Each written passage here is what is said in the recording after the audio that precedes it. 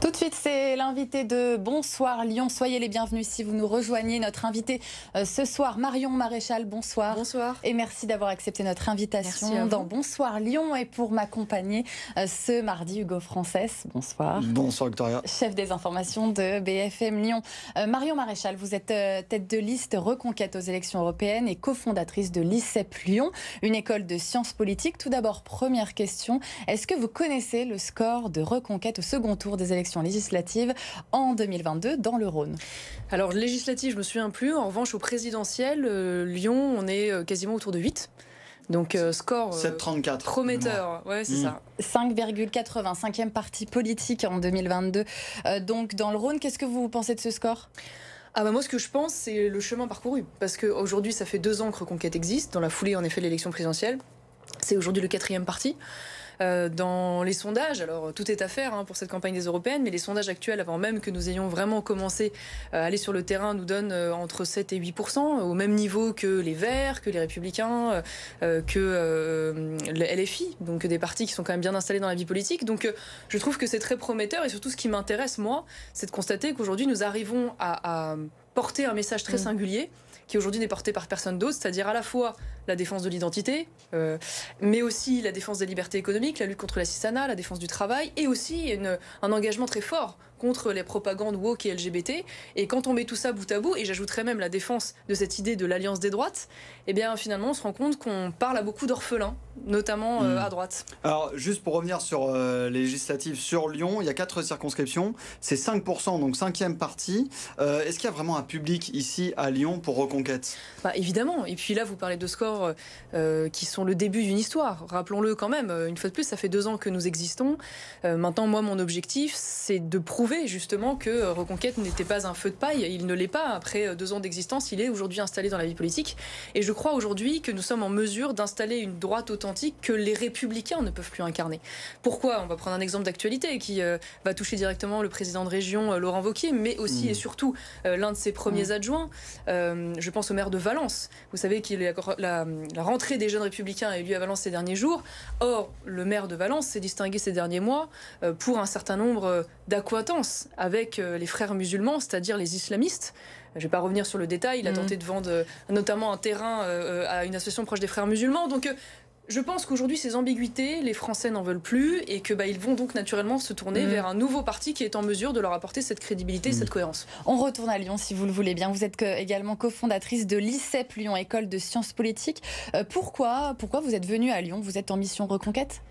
Je suis en mission Reconquête. Alors déjà pour, à travers vous, et je vous en remercie, parler à toutes les régions et à tous les Français, leur faire donc part de cet enjeu pour les élections européennes qui est très important, puisque nous avons l'opportunité historique, il faut quand même insister dessus, de pouvoir changer la majorité actuelle du Parlement européen. Aujourd'hui, rappelons-le, tenue par le centre, allié avec les macronistes, allié à la gauche, groupe majoritaire dans lequel se trouvent d'ailleurs les LR et qui a porté à la présidence de la Commission Ursula von der Leyen.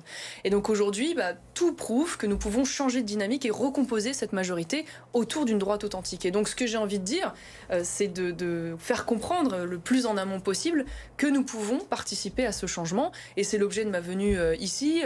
Je vais également rencontrer les cadres de Reconquête. Et puis je trouve qu'il y a une valeur, on va dire, assez symbolique à venir à Lyon en particulier, parce que le maire aujourd'hui, la politique menée par le maire écologiste est l'incarnation de tout ce que je combats. Ouais, mais juste sur les européennes, vous êtes tête de liste donc pour Reconquête. Est-ce que vous sentez que c'est un sujet qui intéresse ? On rappelle quand même que c'est une des élections auxquelles les Français s'intéressent le moins, qu'elle a moins suivie et sur laquelle la participation est aussi assez faible. C'est aussi l'une de nos missions, c'est d'intéresser bien sûr les Français à cette élection et leur faire mesurer l'enjeu, le poids aujourd'hui qu'a l'Union européenne sur nos vies et surtout le poids qu'elle pourrait avoir de façon positive sur un certain nombre de sujets qu'elle n'a pas aujourd'hui. Maintenant, ce qui est vrai, on n'est pas aidé par la vie politique actuelle parce que beaucoup aujourd'hui ont les yeux tournés vers 2027. Même le ministre de l'Intérieur passe plus de temps aujourd'hui à préparer sa candidature à la présidentielle qu'à gérer son terrible bilan en matière d'insécurité. Donc c'est vrai qu'il ne faudrait pas sauter les étapes, mais moi je pense en effet que les Français vont s'intéresser dans les mois à venir à cette élection. En parlant d'élection, justement, vous voulez construire une nouvelle force de droite. Laurent Wauquiez, président Les Républicains de la région Auvergne-Rhône-Alpes, s'est fait remarquer en annonçant ce week-end vouloir sortir du dispositif ZAN, zéro artificialisation nette. Qu'est-ce que vous en pensez? Est-ce que ça peut être un bon allié pour vous? Je pense qu'il a raison sur la critique de ce dispositif qui manque terriblement de souplesse. Voilà. Il est vrai que si on peut trouver l'objectif louable dans les métropoles et les grandes périphéries urbaines, des limiter l'urbanisation galopante avec toutes les conséquences que ça peut avoir, il me semble que tout ne peut pas s'appliquer dans les mêmes proportions, notamment dans les départements ruraux, surtout quand on défend l'idée à laquelle je suis très attachée, moi, de revigorer la France des villes moyennes. Donc si on veut revigorer la France des villes moyennes, ça veut dire aussi la périphérie des villes moyennes, donc aussi les zones rurales. Et donc il faut pouvoir s'autoriser. Est-ce que c'est pas un peu démago quand même de vouloir sortir de cette ZAN? Non, je crois pas. Je pense que pour le coup, une fois de plus, alors sur le plan légal, manifestement, ça n'est pas possible. Mais en tout cas, sur la critique en tant que telle, elle est légitime et je la partage. Maintenant, en ce qui concerne Laurent Wauquiez, bien sûr qu'il y a des convergences, comme avec un certain nombre de républicains. J'en cite régulièrement. Je pense à Nadine Morano, je pense à François-Xavier Bellamy. Mais il y a aussi, une fois de plus, des ambiguïtés. Je vous ai parlé de son travail avec le maire de Valence et je veux aussi leur ambiguïté au niveau européen. Je vous l'ai dit, il participe d'une majorité qui travaille avec les macronistes, les Verts, les socialistes, une majorité qui a porté Ursula von der Leyen, qui elle-même finance des associations des frères musulmans. Je pense aux 28 000 € qui ont été donnés à l'association Al-Fanar. Donc quand on met tout bout à bout, c'est vrai qu'on se rend compte aujourd'hui qu'on n'est pas encore complètement sorti de l'incohérence. Mais sur cette zéro artificialisation nette, est-ce qu'on peut dire qu'il fait de la désobéissance civile en voulant sortir, en sortant la région du dispositif? Ce qui est souvent reproché. Je ne sais pas jusqu'où il veut aller. Je suis même pas sûr qu'une fois de plus, légalement, techniquement, ce soit possible. Je ne sais pas où va son signal, mais ce qui est sûr, en tout cas, c'est que moi, je suis pour le coup pour le respect de la loi. Je peux vouloir combattre et changer la loi et considérer qu'elle est mauvaise, mais il faut quand même, dans le cadre des institutions, respecter la loi. Mais j'ai cru comprendre que c'était plutôt un signal et l'occasion de provoquer le débat. Bon, en tout cas, il dénonce les dictates verts et écolos. Vous, justement, quel regard vous portez un peu sur la politique qui est menée par les écologistes à Lyon? Un regard désespéré, j'ai mal pour les Lyonnais. Honnêtement, quand on cumule, c'est un Gorafi géant, hein, pardon pour l'expression, mais quand on voit aujourd'hui l'accumulation des petites polémiques entre le fait de dégenrer les cours de récréation, le fait de refuser le Tour de France trop machiste et trop polluant, le fait de refuser à la patrouille de France de survoler la ville, le fait, une fois de plus, terrible incohérence, de refuser d'aller aux vœux des échevins et dans le même temps d'aller inaugurer une mosquée. On voit bien que ces gens passent plus de temps à faire des polémiques en combattant l'identité et la culture française qu'en défendant véritablement l'écologie. Après, ça, c'est peut-être les polémiques qui sont instrumentalisées par les oppositions. Sur la politique globale, par exemple, je sais pas, les voies cyclables. Il y a de quoi en parler et en rigoler quand même, pardonnez-moi. Et puis, ils ont à la tête de leur mouvement une certaine Sandrine Rousseau qui a quand même fait de la bêtise son fonds de commerce politique. Donc, c'est affligeant, mais là où j'ai envie quand même d'alerter, c'est que ces personnes dont on aurait ri il y a encore 10 ou 15 ans, dont on n'aurait jamais imaginé qu'elles puissent aujourd'hui avoir une importance politique aussi importante, si nous ne sommes pas vigilants, ces personnes-là, demain, pourraient arriver aux affaires. Et donc, c'est là où arrive quelque chose qui me tient, moi, beaucoup à cœur, la question de l'alliance des droites.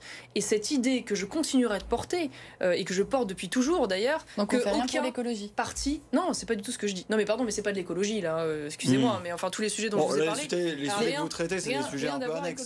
Maintenant, non, bah, d'accord, mais c'est des sujets sur lesquels ils se font mousser depuis leur arrivée, qui leur prennent manifestement beaucoup de temps. Ce que je veux dire, c'est que... Je finis juste ce raisonnement et je vous réponds sur l'écologie. Je pense que aujourd'hui, la leçon à tirer, c'est qu'aucun parti ne peut gagner seul. Et donc, j'espère que pour contrer la montée de cette gauche dangereuse, nous serons capables un jour de nous mettre autour de la table avec des LR notamment et avec des gens du RN. Donc sur l'écologie. Maintenant, sur l'écologie, on a l'impression que c'est pas la priorité de Reconquête. Non, mais j'ai pas du tout moi la même vision évidemment des Verts qui sont des je sais pas, des fous furieux sur le sujet, c'est-à-dire que on a l'impression qu'ils veulent réglementer à outrance au point de mettre en difficulté d'ailleurs notre économie et notre industrie, sans d'ailleurs jamais remettre en cause l'ouverture totale des marchés qui ne nous permet pas évidemment de rester compétitifs. Mais au-delà de ça, même la vision écologique du gouvernement m'apparaît partielle et partielle. Mais ça vous interpelle pas les changements climatiques auxquels les Français... Vous êtes venu avec J'ai juste pas du tout la même vision. C'est-à-dire que concrètement, je vais vous donner 2 exemples. C'est-à-dire qu'aujourd'hui, on a une planification écologique qui est prévue, très bien, mais c'est dommage que dans cette planification,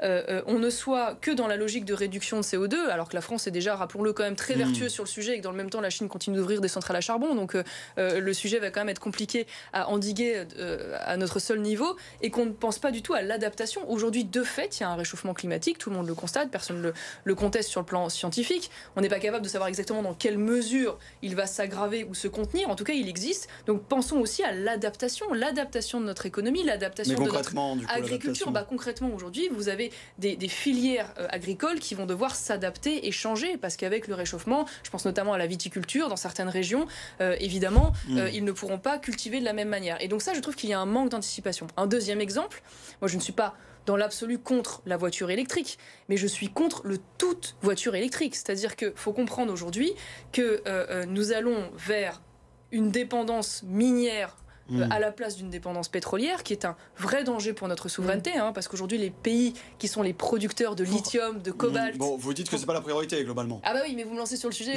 donc je suis désolée, mais c'est le sujet... Non mais pourquoi on arrive au sujet? En fait, ce sont des sujets techniques, voilà, c'est ça le problème, ce sont pas des sujets idéologiques. Oui, mais végétaliser la ville, mettre des voies cyclables, ça c'est des sujets Non mais vous êtes venu en vélo dans notre studio? Comment vous êtes venu? Non, je suis venue à pied, parce que j'étais à l'ICEP, donc j'étais pas très loin. C'est pas très loin. Mais tout ce que je veux dire, c'est que le problème, c'est que l'écologie, ça s'adapte avec le reste. Ça veut dire que l'écologie, elle se pense avec le reste de l'économie. Elle ne peut pas se construire contre l'économie. Et c'est malheureusement aujourd'hui ce qui est fait dans ces villes. Juste peut-être une dernière question, parce qu'on parlait de priorité. Juste, vous, la lutte contre les groupuscules d'extrême droite dans le Vieux-Lyon, vous diriez que ça en est une?